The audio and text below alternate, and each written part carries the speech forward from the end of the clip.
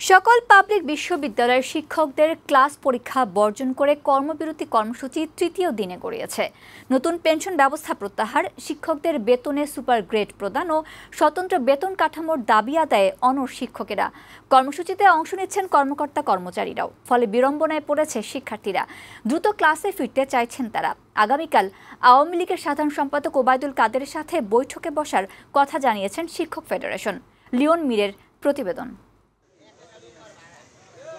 নতুন পেনশন ব্যবস্থা প্রত্যাহার, শিক্ষকদের বেতনে সুপার গ্রেড প্রদান ও স্বতন্ত্র বেতন কাঠামোর দাবিতে গেল ৩ দিন ধরে আন্দোলন করছে দেশের সকল পাবলিক বিশ্ববিদ্যালয়ের শিক্ষক, কর্মকর্তা কর্মচারীরা। টানা ৩ দিন বন্ধ সকল ধরনের ক্লাস, পরীক্ষা এবং একাডেমিক কার্যক্রম।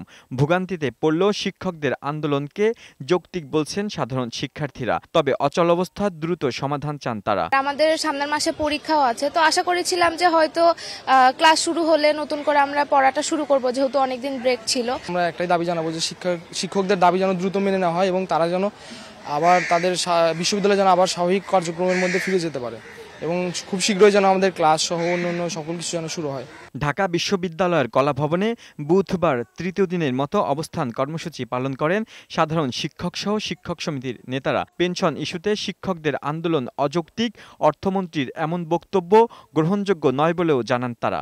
কাদের সাহেব আমারে বলল যে আপনারা যে আন্দোলনটা করছেন শিক্ষার্থীদেরকে এভাবে, আমি তখন আমাদের আন্দোলনের যৌক্তিকতা তুলে ধরলাম, ওনার সাথে অনেকক্ষণ কথা বললাম। কথা বলার পরে উনি বললো যে তাহলে আপনারা সন্ধ্যায় আসেন।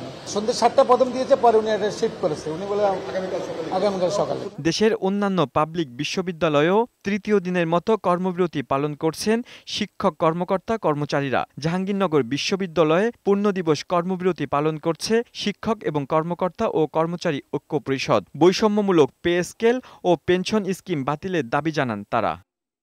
নতুন পেনশন স্কিমের প্রজ্ঞাপন প্রত্যাহার সহ ৩ দফা দাবিতে চট্টগ্রাম বিশ্ববিদ্যালয়ে চলছে শিক্ষকদের অনির্দিষ্টকালের কর্মবিরতি। যোগ দিয়েছেন বিশ্ববিদ্যালয়ের কর্মকর্তা ও কর্মচারী সমিতিও। দাবি আদায় না হওয়া পর্যন্ত আন্দোলন চালিয়ে যাওয়ার কথা জানান শিক্ষক নেতারা।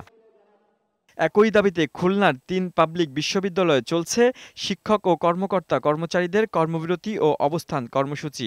খুলনা বিশ্ববিদ্যালয়, খুলনা প্রকৌশল ও প্রযুক্তি বিশ্ববিদ্যালয় এবং খুলনা কৃষি বিশ্ববিদ্যালয়ে ক্লাস ও পরীক্ষা অনুষ্ঠিত হচ্ছে না।